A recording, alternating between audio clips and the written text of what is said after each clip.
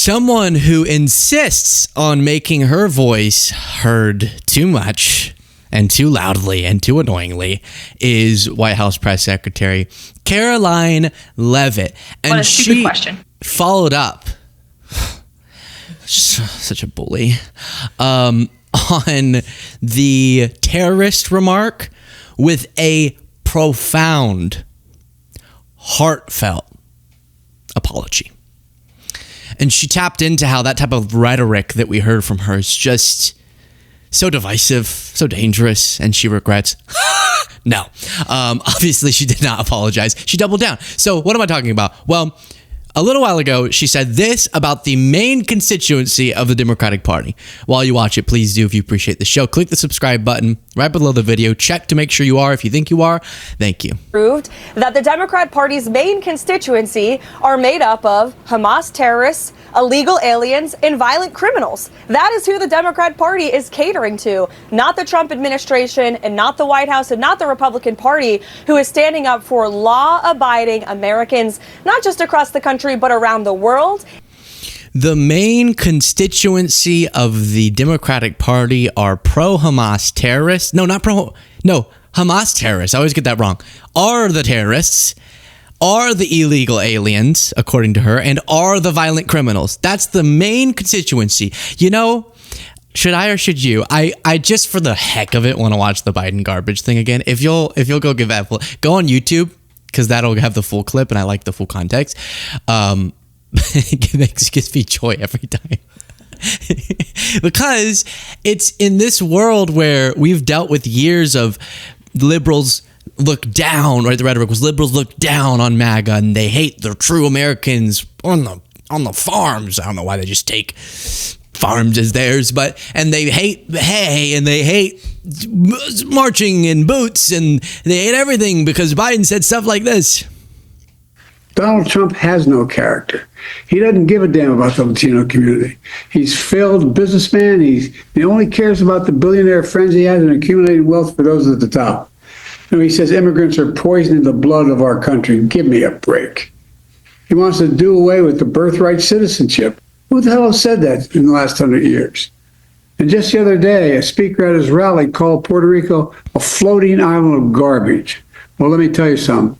I don't know the Puerto Rican that I know, or Puerto Rico where I'm in my home state of Delaware. Because you gotta wait if you watch the segment to watch the Leavitt follow-up. It's absurd. But there's something that just I've thought about. We showed this on the show that we did most recently. He infected me. And I just kept running that part through my head all the rest of the day. That's not the Puerto Rican that I don't... What? Play it again? What is it? I just love it. Puerto Rican that I know, or Puerto Rico where I'm in my home state of Delaware. Yeah. They're good. I know. I just one more time. Sorry, not the clip. I need to say this one more time. I don't know Puerto Rico that I know. There's a guy named John.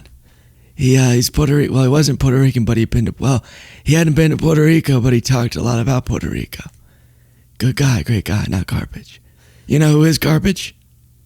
Play. Good, decent, honorable people. The only garbage I see floating out there is his supporters.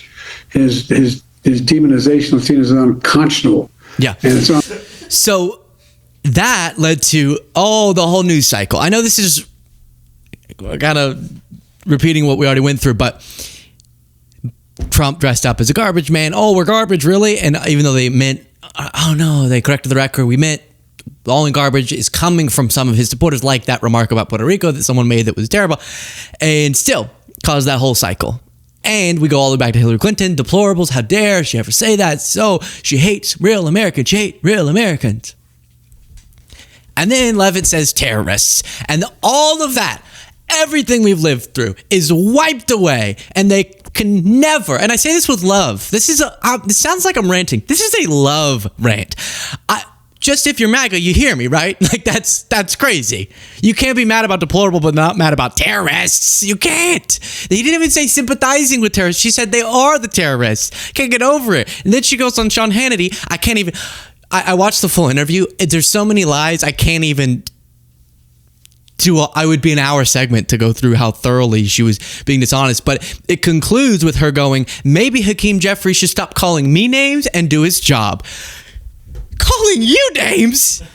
What did she just do? So Hakeem Jeffries should stop calling me names. He should stop trying to fight my... You just called people terrorists for being Democrats, the main constituency. So Hakeem Jeffries should stop calling me names. He should stop trying to fight my boss, President Trump. And he should go back to doing what he was elected to do, the business of the American people in Congress, and encourage Senate Democrats to open the government. And I see Hakeem Jeffries saying House Republicans are out. They're not even here. Yeah, because they did their jobs. And they passed a clean continuing resolution at the behest of President Trump to keep the government open. And now Senate Democrats and Chuck Schumer are blocking that to fight Donald Trump. And it's despicable.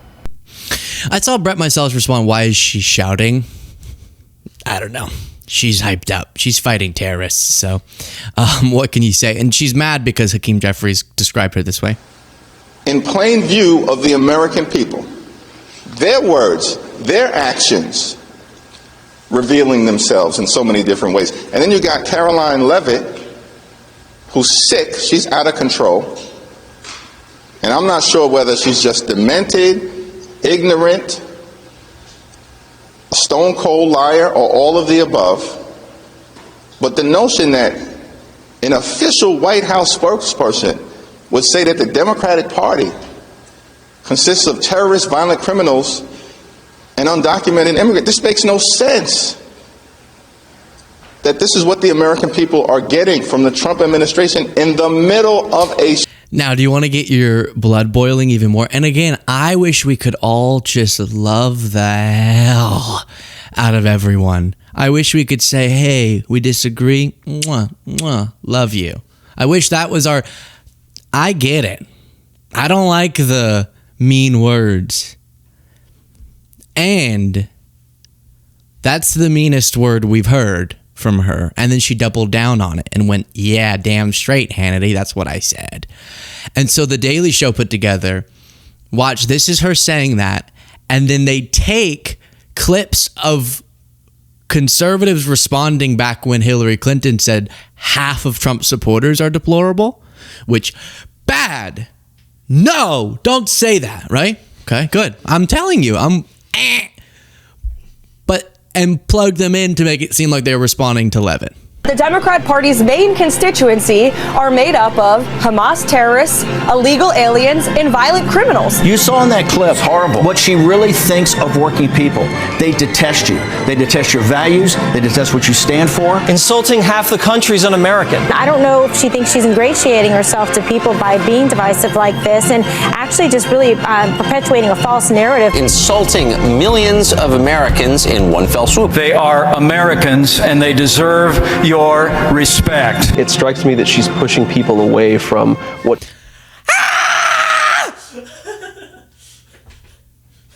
she wants them to get out of her message. We have a divided nation because people like her, and believe me, she has tremendous hate in her heart.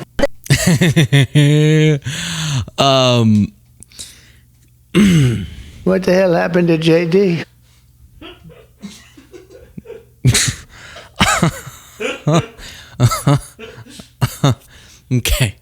Okay. Whew. Whoa, weird. I'm getting ill all of a sudden. So, this is a double standard that good friend Josiah from Pondering Politics and I have ranted about for so very long, which is, I am fine if your principle is we shouldn't talk about your political opponents in such degrading ways. Now, saying that a movement threatens democracy because it doesn't accept an election, for example, is not dehumanization. But there have been instances where Democratic politicians have been criticized, and I'm fine with the principle that Republicans say they're criticizing Democrats on the basis of, which is we don't want to escalate unjustifiably and dehumanize vast swaths of the country for their political views. I love that principle. And we can't hold it if we hold it, and it's not holding a principle if you only weaponize it whenever it's beneficial to you. And so we've lived through this, and it's not just MAGA or MAGA media that does this. Mainstream media does the same thing.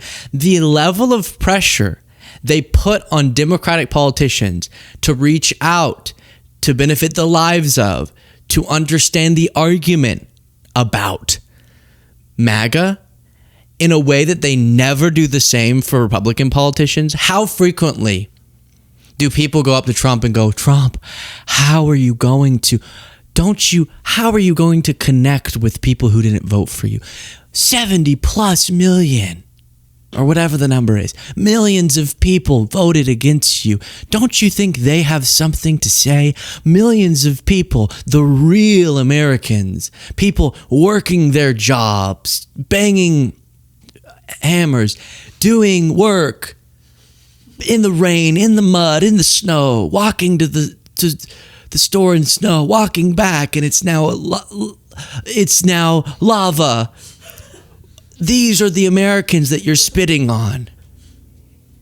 People ride their horse and then a carriage on the way back. They take the train. They go to Scranton. I'm just talking about Joe Biden. They know Puerto Ricans, or they know people who know Puerto Ricans. These are the Americans that would ask Trump that, because he would go, yeah, F them. So it's such a double standard, and it's infuriating. And then all it does is foster more extremism and more hate whenever it feels like y'all throw a whole pity party whenever Democrats insult you. But then when you call a whole constituency terrorists, we're supposed to just be like, guilty as charged. I told you also yesterday about this Leavitt responding to Trump announcing he's going to meet in the near future. Within how long did he say he was going to meet with? 2 weeks.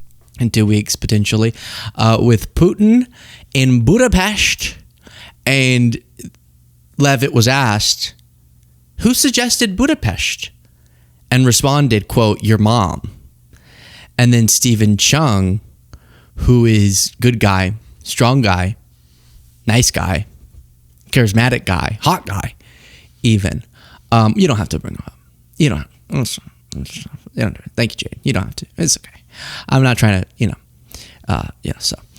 But also Stephen Chung said, your mom did also. So, but then, you know how Chuck Schumer made that remark and Republicans turned it into an AI video? He didn't say it on video, but he said it in a print interview, so they made a video of him saying it since he technically said it, but then they made a video of him. Well, someone did the same with Leavitt. Your mom did. Okay. So, I'm not taking any of it serious. And actually, that's what we will move on to in this next segment, which is that Ukraine topic.